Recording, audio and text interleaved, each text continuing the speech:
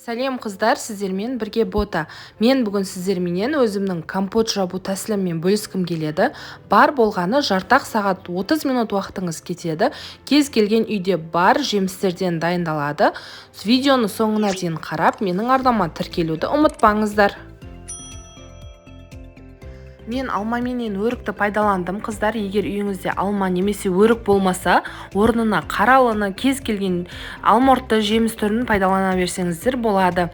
Менің алмам кішкентай майда болғандықтан бүтін күйінде қосса да болады, бірақ мен осылай ортасын бөліп тазартып алып, себебі ортасында құрттаған жерлері болуы мүмкін. Жемістеріміз дайын болды. Енді банкамызды стерилизовать етуге кірісеміз. Қайнап тұрған суға банкамызды осылай қоямыз және де кем дегенде 5-6 минут бойы қайнап тұрған суда ұстаймыз. Себебі жуғанменен оның ішінде көзге көрінбейтін микробтар болуы мүмкін, шаңдар болуы мүмкін. Солардың бәрі толықтай тазаланады. Артынан қақпақты, яғни крышканы да саламыз дағыны 5 секунд бойы қайнатып аламыз.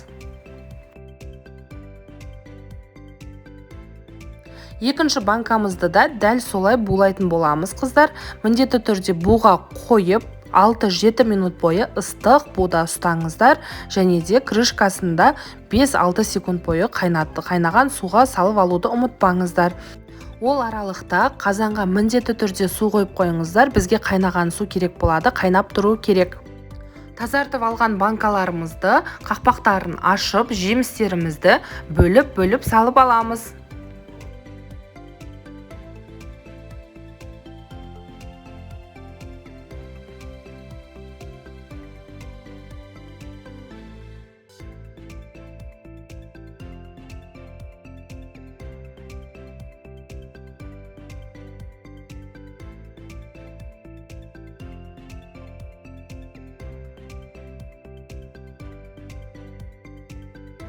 Жемістерімізді бөліп салып алғаннан кейін жаңағы қазандағы қайнап тұрған суымызды жемістеріміздің үстіне толтырып құямыз. Қақпақтарын жауып 15 минутқа қалдырамыз.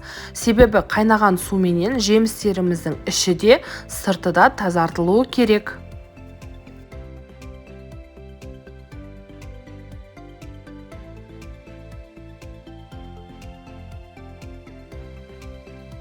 15 минут уақыт өткеннен кейін банкадағы суларымызды отта, яғни газда қайнап тұрған қазанымызға қайтадан төгіп аламыз.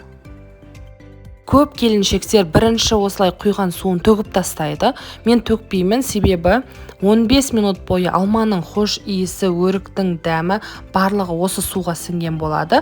Сол үшін бірінші суын қайтадан қазанға құйып, қайнағанша күтеміз. Қайнап шыққаннан кейін әр 2 литрлік банканың есебіне 200 граммнан қант саламыз.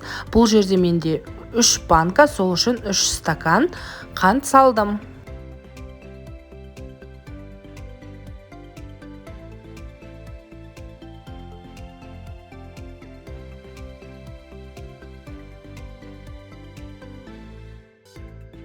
Араластырып қантымызды ерітіп, қазанымыздың қақпағын жауып, тағы да 2-3 минут бойы таза қайнап шыққанша қоямыз. Себебі қанттың құрамындағы шаң болсын, кез келген затты стерилдеу үшін міндетті түрде қайнатып алыңыздар.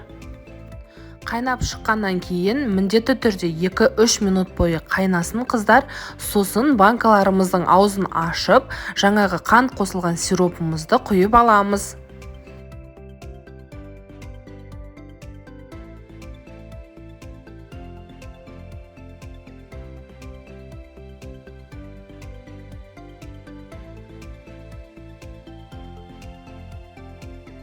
Компотымыздың сироптарын құйып дайындап алдық. Енді жабуға кірісеміз. Әркімнің банка жабатын құралы әртүрлі. Өзіңіздің құралыңыздың ыңғайына қарай бұрап жабылғанына көз жеткізіңіз. Және де осы тәсілменен міндетті түрде тексеріп көріңіз. Жақсы жабылмаса, шетінен суы шығып тұрады. Жабылған банканы міндетті түрде осылай керісінше төңкеріп қоюды ұмытпаңыздар.